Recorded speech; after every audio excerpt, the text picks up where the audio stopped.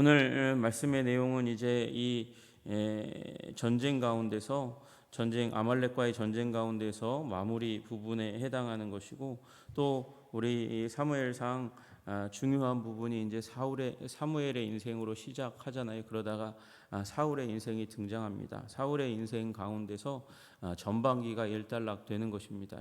사울이 지금까지 불순종이 있었지만 그럼에도 불구하고 여기까지는 그나마 패배가 없는 전성기에 해당하는 그런 기간입니다. 그러나 이제 16장부터 시작해서 그 승리의 주체는 다윗에게로 옮아가고, 그리고 이제 사울은 몰락해가는 그런 과정들을 그려가고 있는 그 장이 시작됩니다.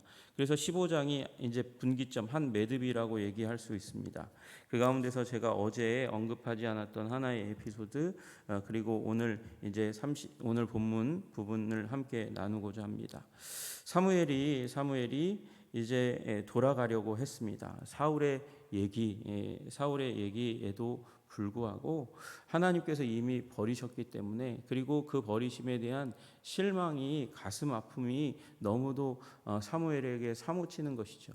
노인이, 힘없는 연약한 노인이 하룻밤 이제 밤새면 그 육체적인 데미지가 아주 큰 노인이 밤새도록 슬퍼서 울었습니다. 사울을 하나님께서 버리셨다는, 불순종으로 말미암아 버리셨다는 이야기를 하나님께서 직접 사무엘의 귀에 들려주셨기 때문에 그로 말미암아 낭망이 크고, 혹시 하나님께서 사무엘을 구원해 주실까, 사울을 구원해 주실까. 사울이 너무 중요한 인물이잖아요. 이스라엘 이제 왕조가 시작되는 태조에 해당하는 사람입니다. 그런데 그의 인생이 몰락하고 비극적으로 마무리되면 이스라엘의 역사 가운데서 얼마나 큰 아픔이겠습니까? 그러니까 그런 일로 말미암아서 사무엘은 너무도 가슴이 아파서 혹시 하나님께서 돌이켜 주실까 밤새도록 기도하였지만 하나님은 돌이킴의 말씀은 하지 않으셨습니다. 용서하지 않으시는 것이죠. 그렇게 붙잡습니다. 가려고 하는 사무엘을 붙잡습니다. 그런데 사무엘도 어지간히 그래도 노인임에도 불구하고 육체적인 힘이 남아 있었는지, 아니면 옷감이 굉장히 약해진 옷을 입었는지 모르겠지만 사울이 붙잡았는데 그 붙잡음으로 말미암아서 옷자락이 찢어지고 말았습니다. 겉옷자락이니까 외투에 해당하는 것이죠. 우리 말로 하면 코트에 해당하는 것입니다. 그런데 그 코트가 찢어질 만큼 이제 사무엘도 굉장히 완강하게 돌아가려고 했고, 그리고 사울도 이제 사무엘을 붙잡아야 했습니다. 지금 이 상황 가운데서 양과 소를 남겨두었는데 그 양과 소의 일부라도 번제 드리고 나서 그리고 나서 나누어 줘야 하는 그런 이 상황 가운데서 사무엘 돌아간다고 하니까 얼마나 문제가 됩니까? 그래서 붙잡았는데 찢어지고야 말았습니다. 그 부분을 보고 사무엘은 선언합니다. 여호와께서 오늘 이스라엘 나라를 왕에게서 떼어 왕보다 나은 왕의 이웃에게 주셨나이다. 이 옷감이 찢어진 이 사물을 가지고 이제 메시지를 전하는 거예요. 옷이 찢어짐과 같이 당신의 왕국이 찢어지게 될 것입니다. 문제는 그래서 왕보다 나은 왕의 이웃에게 이 왕국의 일부를 뜯어 줄 것입니다. 그렇게 얘기하는 듯이 그렇게 보여요. 그러나 그것은 시작에 불과한 것이죠. 처음에 다윗은 유다 왕국의 왕으로 등극하지만 나중에 전체 이스라엘의 왕으로 등극합니다. 그리고 문제는 왕보다 나은 이웃에게 주신다는 것이죠. 왕보다 낫다는 말, 누구에게 낫다는 말입니까? 하나님께 낫다는 것입니다. 하나님께 더 나은 행동으로, 나은 마음으로 이제 대하는 한 사람에게 나라가 옮겨질 것에 대해서 얘기하고 있습니다. 우리 이와 비슷한 얘기가 이제 나중에 솔로몬이 죽은 다음에 일어나는 일이죠.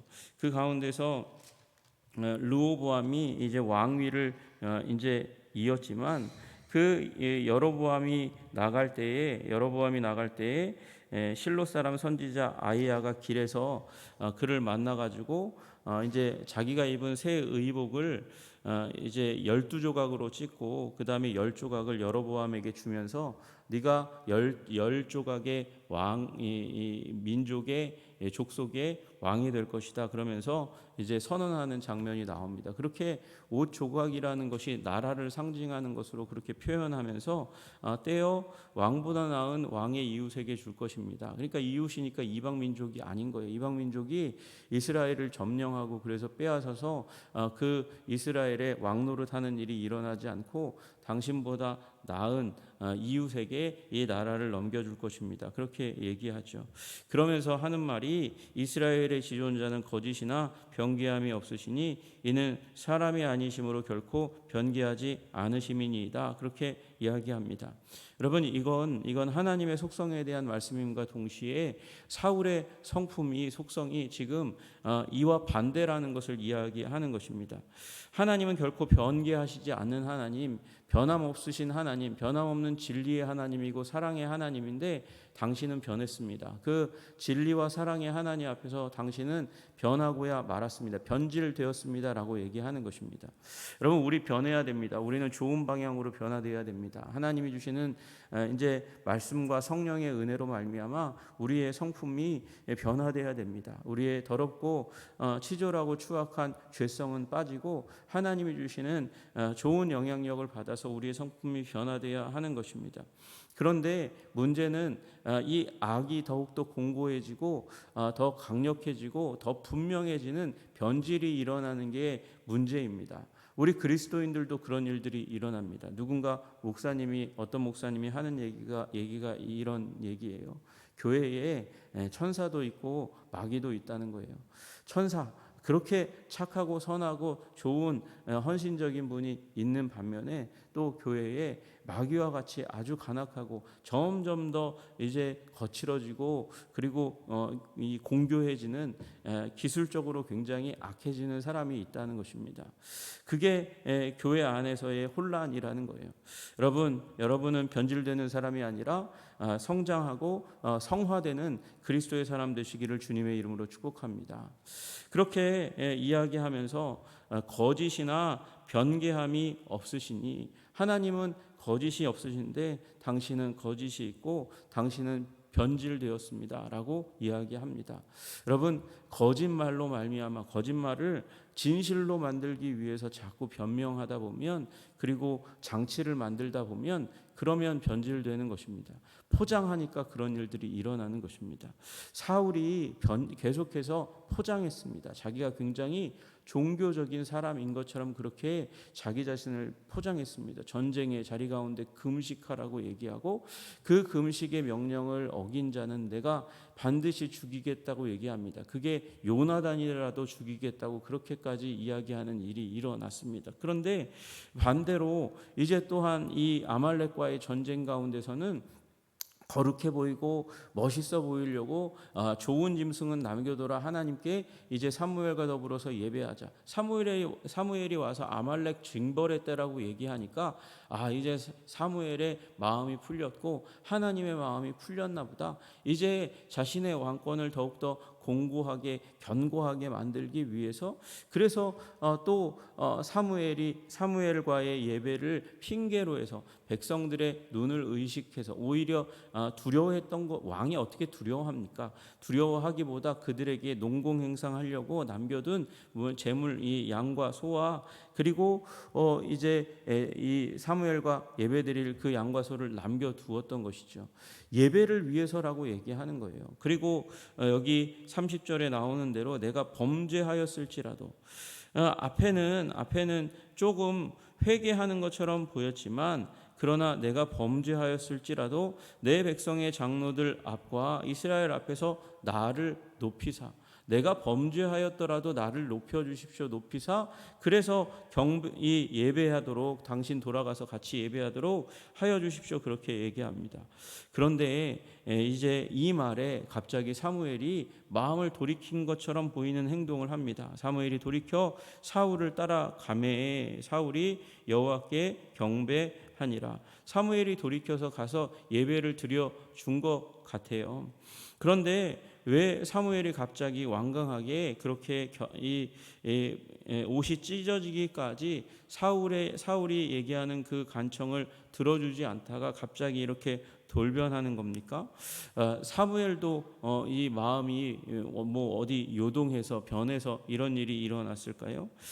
사무엘은 지금 사울이 하지 못했던 일, 그러나 하나님이 명령하셨던 그 명령을 완수하기 위해서 이제 몸을 돌이켜 함께 가는 것입니다. 그래서 이 길갈로 갑니다. 가서 사무엘이 거기에서 이제 예배 드리고 나서 한 행동이 무엇인가? 너희는 아말렉 사람의 왕 아각을 내게로 끌어오라. 아직까지 아각을 죽이지 않은 것입니다. 아말렉의 왕 아각을 죽이지 않았으니 그를 데리고 오라, 끌고 오라 하였고, 아각이 그 가운데서 오는데 즐거이 왔다고 그렇게 얘기합니다. 기쁨에 넘쳐서 왔다는 거예요. 그러면서 지금 하는 말이 무엇인가? 진실로 사망의 괴로움이 지났도다 하니라. 지금까지는, 지금 자기를 부르기 전까지는 사망의 괴로움 가운데 있었다는 겁니다. 그 휘하가 누구라고 여겼냐면 사울이라고 여겼어요. 사울의 그 지휘권 아래에서 자신은 죽은 것이라고 사망의 괴로움 가운데서 뒹굴뒹굴하고 괴로워하고 아파하고 있었다고 얘기하는 것이죠. 근데 사무엘이 부른다 하니까 즐거움이 생겨나는 거예요. 왜 그럴까요? 왕보다 이제 선지자가 부르는 것이니까, 종교적인 지도자가 부르는 것이니까 자기가 살 여망이 생겼다고 얘기한 거죠. 군사적인 지도자는 이제 승리를 위해서 자기의 승리를 더욱더 이제 드높이고 명예롭게 하고 빛나게 하기 위해서 자신을 죽일 수도 있다고 생각했습니다. 오면 하는 일 가운데 하나가 이제 손과 발을 자르고 그리고 목을 짓누르고 죽이는 일이 보통 승전의 마지막을 장식하는 이 승리의 행동이거든요. 그러니까 그렇게 죽을 거라고 생각했는데 왕이 부르는 게 아니에요. 선지자가 부르는 거예요. 그 선지자는 종교적인 지도자니까 자비와 긍휼이 베풀어지는가 보다 그러고 기대하고 왔는데 오히려 착각한 것이죠. 이 사무엘이 말하는 그 말씀이 내 칼이 여인들에게 자식이 없게 한 것 같이 그의 칼로 수많은 약탈, 침공을 이스라엘 가운데 베풀어서 그래서 이스라엘의 많은 여인들이 아이를 죽임당하는 일이 일어나게 됩니다. 어머니가 눈물로 아이의 시신을 안고 눈물 흘리고 괴로워하고 아파하는 일들이 군사로 나간 남자가 죽으면서 그리고 가정 가운데 있는 자라나는 남자아이를 골라서 죽이면서 왜요? 왜 그렇게 행동했을까요? 아각은 굉장히 악해가지고 남자 아이들 이제 침공해 왔을 때 무력으로 자신의 군사들을 죽일 사람들은 미리 싹수를 다 없애버리고 여자 아이들은 남겨놓는 거예요. 칼을 들어서 반항할 수 없는 아이들은 노동력으로 남겨두어 다음에 약탈하러 올 때에 더 많은 약탈할 것을 남겨두도록 그렇게 이 이스라엘 변두리에 있는 남쪽 변두리에 있는 이스라엘 민족을 향해서 계속해서 장난질을 하고 있었던 겁니다. 그것에 대해서 이제 하나님이 징계하시는 것이죠. 사무엘을 통해서 징계하시는 것입니다. 여인 중 내 어미에게 자식이 없으리라. 그 어머니의 괴로움을 너의 어머니에게 주겠다. 너를 죽여 없애서 너의 어머니가 통곡하고 아파하고 괴로워하도록. 그러니까 아각의 어머니는 아직 살아있는 것이죠. 그것을 이제 경험하도록 하겠다 하고 그리고 아각을 이제 쪼개서 죽이는 일이 일어났습니다. 이게 동해 보복법이라고 얘기하는 이에는 이 눈에는 눈에 해당하는 것입니다. 어머니의 슬픔을 그의 어머니의 슬픔으로 이제 던져주겠다고 그렇게 심판의 선언을 하고 그 다음에 아각을 이제 심판하는 사형 집행을 하는데 쪼개는 단순히 뭐 이제 죽이는 것이 아니라 그가 저지른 해가 너무나 크기 때문에 아주 비참하게 죽게 만듭니다. 여러분, 그러므로 우리가 기억해야 할 것이 있습니다. 우리가 사람의 소위 얘기하는 사람의 눈에 눈물 나게 하면 너는 네 눈에는 피눈물 나는 거야. 그 말이 과장된 것이 아니라는 것이죠. 누군가의 마음을 아프게 하는 것은 자신에게 반드시 돌아온다는 사실을 기억해야 합니다. 왜 그렇습니까? 우리 사람은 하나님의 형상입니다. 하나님의 형상으로 지었다는 말은 나 비슷하게 만든 나 밖에 있는 나와는 전혀 상관없는 별개의 존재라고 하나님께서 여기시지 않는다는 것입니다. 하나님께서는 이 가인과 아벨의 이야기에서 말씀하시듯이 아벨이 죽은 그 상황 가운데서 뭐라 말씀하시냐면 죽은 자의 그 울부짖음이 나에게 들렸다고 말씀하세요. 죽은 자는 그냥 죽은 것이 아닙니다. 그의 영혼은 살아 있어서 통곡하는 일이 일어납니다. 계시록에도 6장에 보면 예수 그리스도로 말미암아 증거하다가 죽은 자들이 부르짖는다고 말씀하십니다. 여러분, 우리의 영혼은 살아 있습니다. 소멸되지 않습니다. 그리고 억울하게 죽은 자들은 그 억울함을 하나님께 호소하고 있습니다. 세상 사람들은 다 듣지 못한다 할지라도 우리 생각에는 그게 뭐 귀신론의 기초가 된다고 얘기하는 사람들 많지만 여러분, 그 말에 기울이지 마십시오. 더 중요한 분이 듣고 계십니다. 우리의 죽은 자들의 억울함과 고통과 호소와 울분을 하나님께서 들으시고 그것에 대해서 반드시 벌하십니다. 여러분, 죽은 자의 울부짖음도 들으시는 하나님이시라면 산 자의 울부짖음은 안 들으십니까? 여러분과 제가 억울한 일 당해서 아파하고 괴로워하고 눈물을 흘리고 분통을 터뜨리면 하나님은 죽은 자만 들으시고 산 자의 울부짖음은 안 들으십니까? 아니요, 들으시잖아요. 여러분, 그래서 우리의 울부짖음으로 말미암아 하나님께서 그 우리에게 원수질한 자를 반드시 심판하시고 징계하신다는 사실을 믿으시기를 주님의 이름으로 축복합니다. 이 하나님께서는 그것을 보여주기 위해서 지금 역사 앞에서 아각이라는 아말렉의 왕을 징계하셨습니다. 심판하셨습니다. 마찬가지로 하나님께서는 이 예에서 마찬가지로 하나님은 이건 사무엘이 심판한 게 아니에요. 하나님이 심판하신 것이에요. 사울을 통해서 사무엘을 통해서 심판하신 것이죠. 하나님은 그 가운데서 우리에게 신약적인 메시지로 우리로 원수 갚지 말라고 말씀하십니다. 다만 기도하는 거예요. 기도하면 하나님께서 그를 변화시켜 주시든지 아니면 그를 심판하시든지 두 가지 중에 한 가지 반드시 행하실 줄로 믿으시기를 주님의 이름으로 축복합니다.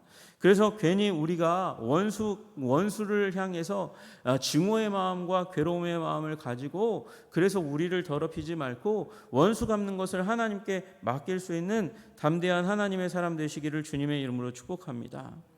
이제 이 길갈에서의 사건이 끝나고 사무엘은 라마로 사울은 기브아로 갑니다. 그리고 사무엘은 죽는 날까지 사울을 다시 가서 보지 않았다고 말씀하십니다.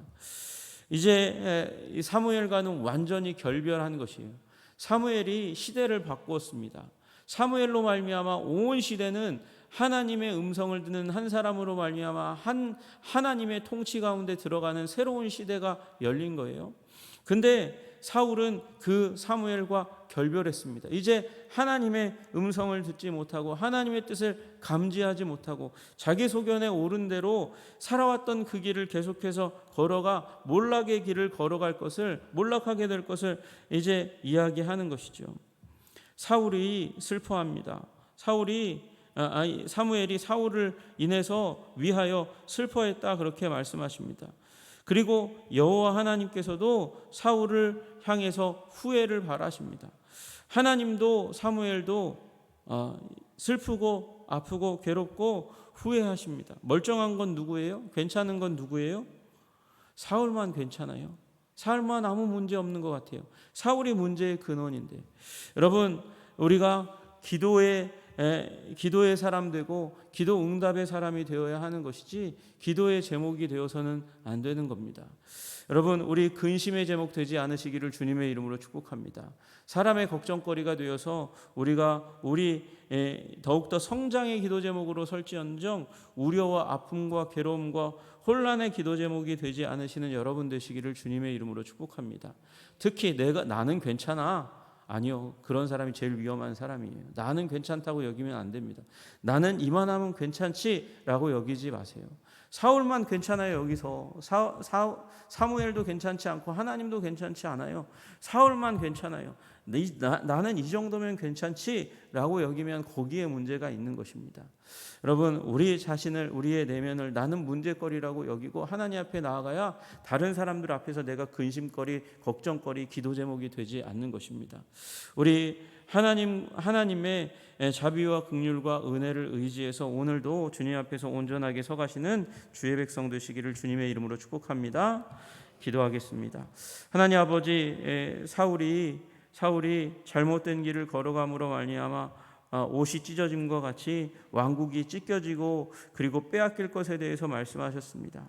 사울이 하나님의 말씀을 온전히 순종하지 못하니 미적미적하니 사무엘이 나서서 아각을 징벌하고 그리고 다시는 사무엘과 사울이 만나지 못하는 결별의 순간이 오게 되었습니다.